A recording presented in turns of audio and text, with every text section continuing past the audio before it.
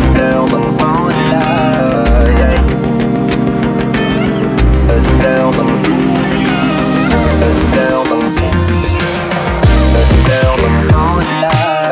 yeah.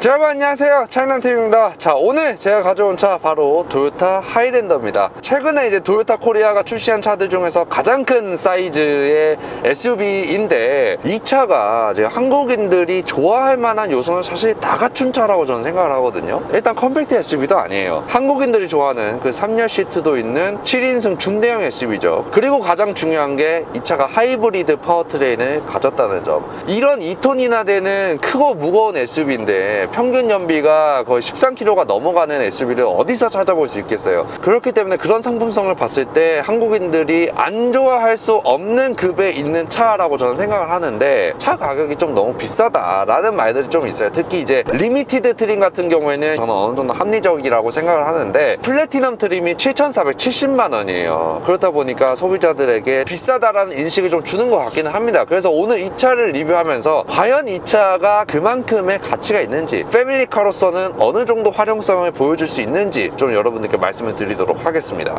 일단 뭐 당연히 이 차를 평가함에 있어서 가장 중요하다고 생각을 하고 있는 이 승차감에 대해서 좀 말씀을 드려볼게요. 제 리뷰를 좀 많이 보신 분들은 아시겠지만, 토요타 렉서스 그룹에서 나오는 차들의 승차감은 어떤 차를 타도 실수가 없는 선택이다 라고 좀 표현을 하고 싶은데, 자, 그래서 이 차의 방지턱 승차감을 좀 알아보러 제가 항상 승차감 테스트하는 구간으로 왔는데, 자, 이렇게 방지턱을 넘잖아요. 이렇게 방지턱을 넘을 때 방지턱 승차감이 정말 너무나도 좋아요. 방지턱 진입을 할 때 댐퍼나 스프링이 빨리 수축을 하게 되면서 방지턱을 넘는다는 그 충격이 운전자에게 느껴지지를 않는데, 근데 이 차 같은 경우 그 2열 방지턱 승차감에 있어서 좀 호불호가 있을 수 있다라고 느껴지는 게 뭐냐면, 이런 방지턱을 넘을 때도 자 보시면 이 뒤에가 좀 많이 내려가요. 그러니까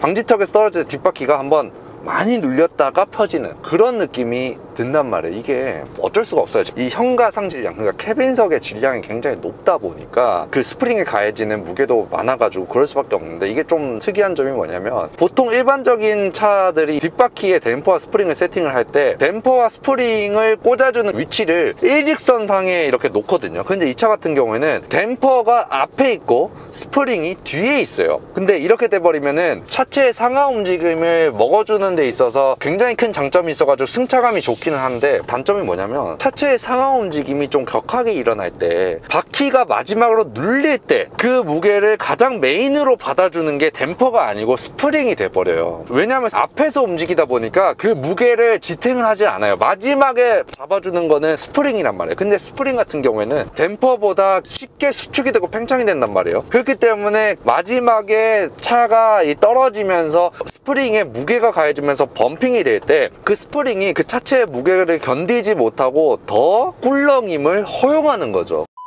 자, 그리고 요철 처리 능력도 좀 평가를 하러 제가 항상 이 승차감 테스트하는 이 굉장히 요철이 많은 구간으로 왔는데, 제가 좀 말씀드리고 싶은 게, 이런 무겁고 큰 차들을 가지고 요철을 지나갈 때 그 특성이 있거든요. 그러니까 조금 격하게 파인 요철을 지나갈 때 상하체의 일체성이 떨어지는 느낌. 상체 무게가 너무 무겁다 보니까 하체에서 진동이 발생해서 그 상체까지 올라왔을 때 그 상체 무게가 너무 무거워가지고 상체 캐빈석 전체로 진동이 퍼지는 느낌, 이 느낌이 있단 말이에요. 특히 그 미니밴에서 이런 느낌이 굉장히 심해요. 그래서 제가 시에나 하이브리드와 오디세이를 비교했을 때 상하체 일체성은 오디세이가 좀 더 좋은 느낌이다 라고 말씀을 드렸는데, 사실 이 차가 시에나 하이브리드랑 구조가 동일하거든요. 그래서 좀 느껴봤는데, 자, 여기서 굉장히 조금 잘 느껴지는 구간이거든요. 여기서 요 구간을 느꼈을 때 제가 예상했던 것보다는 이 진동이 크게 막 이 상체 전체로 퍼진다거나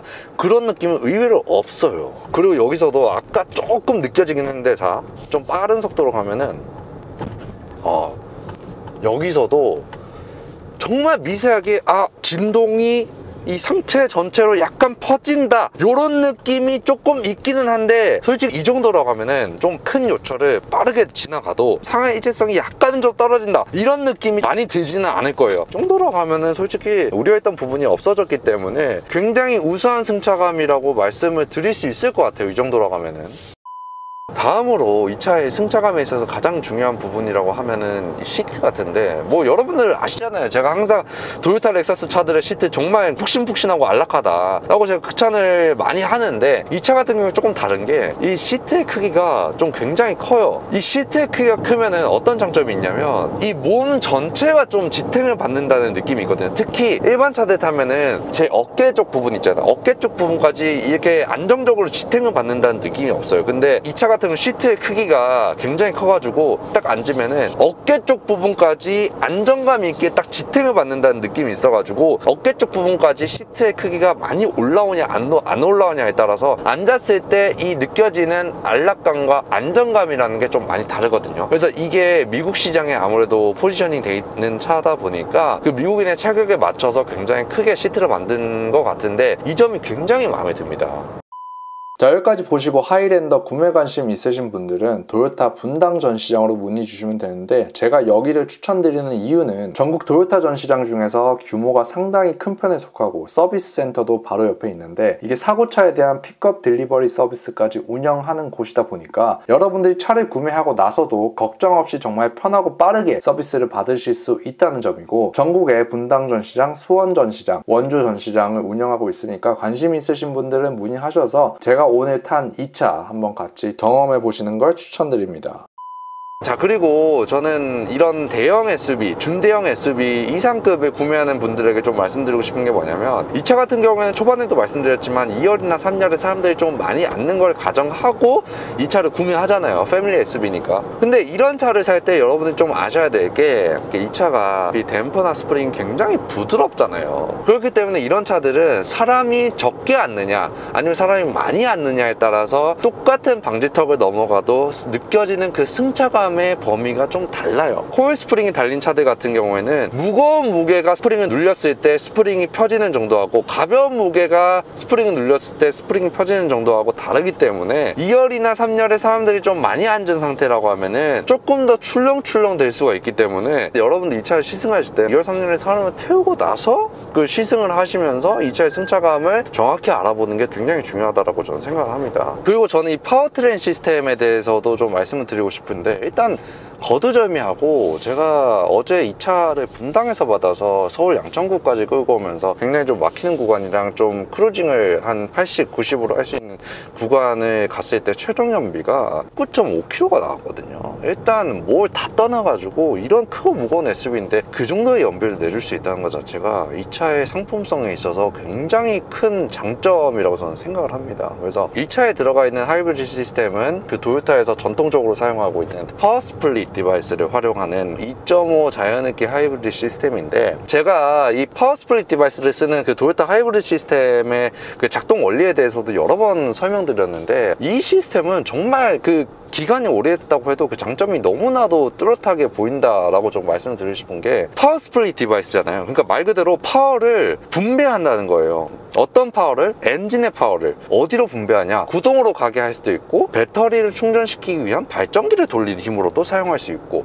그게 따로따로 일어날 수도 있고, 이 차 같은 경우에 또 동시에 일어날 수도 있다는 거예요. 그러니까 엔진이 바퀴를 구동하는 역할을 하는 동시에 좀 남은 힘을 가지고 배터리를 충전시키기 위해서 발전기를 돌리는 힘으로도 빠질 수 있다는 거예요. 그러니까 항상 이 차는 구동을 하면서 배터리를 충전시키기 때문에 그 연료 효율성이 굉장히 높아질 수밖에 없다라는 거예요. 자, 지금도 보시면은 엔진의 구동이 바퀴로 가는 동시에 이 모터, 발전기로 가고 있잖아요. 이 발전기가 배터리를 이런 식으로 충전을 하는 이런 모습을 지금 볼 수가 있어요. 항상 엔진이 구동을 하면서 이 배터리를 이런 식으로 충전을 해주잖아요. 그러다 보니까 항상 배터리 용량이 줄어들 일이 크게 없어요. 그래서 그 저속 시내 주행을 할 때 엔진의 개입이 거의 들지 않고 항상 충전이 되어 있는 배터리에서 전력을 뽑았으면서 모터의 그 힘으로 거의 대부분 가기 때문에 도요타 차들을 보면 항상 고속 주행 연비보다 시내 주행 연비가 조금 더 높습니다. 그 이유 때문이에요. 자, 그리고 이 차의 상품성에 대해서도 좀 말씀을 드리자면, 일단 두 트림 간의 가격 차이가 한 800만원 정도 나다 보니까 리미티드를 살까 플래티넘을 살까 굉장히 고민이 되실 거예요. 그래서 그 두 개의 차이의 차이가 디지털 리어뷰 룸미러, 그리고 파노라믹 뷰 모니터, 그리고 이 레인 센서, 그리고 헤드업 디스플레이, 그리고 파노라마 썬루프, 이 차인데, 저는 일단 여기서 이 차를 좀 비싸다라고 생각을 하고, 아, 리미티드 트림은 그냥 사볼까 라는 사람의 입장에서 좀 말씀을 드리자면, 이 3D 어라운드 뷰 시스템이 필요가 없다라고 생각을 하는 사람이기는 해요. 이게 필요하다고 생각하시는 분들은 주차뿐만 아니고 좁은 골목길을 갈 때 그런 게 좀 필요하다라고 말씀을 하시는데, 좁은 골목길을 갈 때는 솔직히 저는 이 화면에 보조를 받는다는 것 자체가 잘 모르겠어요. 왜냐면 이 사이드 미러를 통해서도 닿는가 안 닿는가가 더 명확해 보이고, 카메라 화면도 보고 사이드 미러도 왔다 갔다 하면서 보면은 굉장히 헷갈리거든요. 그래서 오히려 저는 그냥 사이드 미러 보면서 운전하는 게 훨씬 더 안전하다라고 저는 생각을 하고, 헤드업 디스플레이, 그래, 헤드업 디스플레이는 이거는 있는 차들만 타신 분들이 갑자기 헤드업 디스플레이가 없으면 불편하다라고 저는 생각을 하는데, 이 내비 화면 자체도 굉장히 커졌고 그렇기 때문에 엄청 필수 옵션은 아니라고 생각해요. 근데 가장 아쉬운 게 뭐냐면 이 디지털 룸미러가 빠졌다는 점. 이 디지털 룸미러는 정말 유용해요. 2열에 사람이 많이 앉거나 아니면은 트렁크에 짐을 좀 많이 실었을 때는 지금 보시면 거의 이 뒤쪽의 시야가 안 보이거든요. 그래서 거의 뒤쪽 시야는 포기하고 가야 돼요. 근데 이게 디지털 룸미러가 있으면은 뒤에 사람이 앉든 명확하고 깔끔한 화질의 카메라를 통해 가지고 뒤쪽 상을 볼 수 있기 때문에 이게 안전한 주행에도 굉장히 많은 도움이 됩니다. 이게 빠졌다는 게 저는 이 리미티드 트림하고 플래티넘 트림의 가장 큰 차이예요. 솔직히 이것 때문에 아쉽긴 한데 크게 뭐 나쁘지는 않다라고 좀 말씀을 드리고 싶고, 솔직히 여러분들이 조금 더 많은 돈을 투자하셔가지고 이 차를 사도 중고가에서 어차피 받을 수 있는 가격이라고 생각을 하기 때문에 웬만하면 플래티넘 트림을 구매하시되, 조금 너무 비싸다라고 생각하시는 분들은 리미티드 트림 사도 뭐 어떤 여러분들이 운행하는 데 있어서 기본적인 상품성은 다 갖춰져 있기 때문에 크게 아쉬울 거는 없다라고 저는 생각을 하긴 합니다. 자, 그래서 이 차를 좀 총평을 하자면, 전 솔직히 리미티드 트림 같은 경우에는 굉장히 가성비가 크다고 생각하거든요. 플래티넘 트림 같은 경우에는 가격이 800만원 정도 더 비싸지만 고급 옵션 이런 것들, 그리고 헤드업 디스플레이, 파노라마 썬루프 이런 것들이 들어가기 때문에 그만큼은 또 가치를 하고 있는 차가 맞기는 해요. 근데 7천만원으로 올라간다고 해가지고 이 정도 급의 독삼사를 구매할 수 있는 것도 아니기 때문에 선택지가 크게 많지 않다고 생각을 해요. 충분히 긍정적으로 생각할 수 있는 차가 맞다라고 말씀을 드리고 싶습니다. 네, 이상으로 도요타 하이랜더 리뷰 마치도록 하겠고, 시청해주셔서 감사합니다.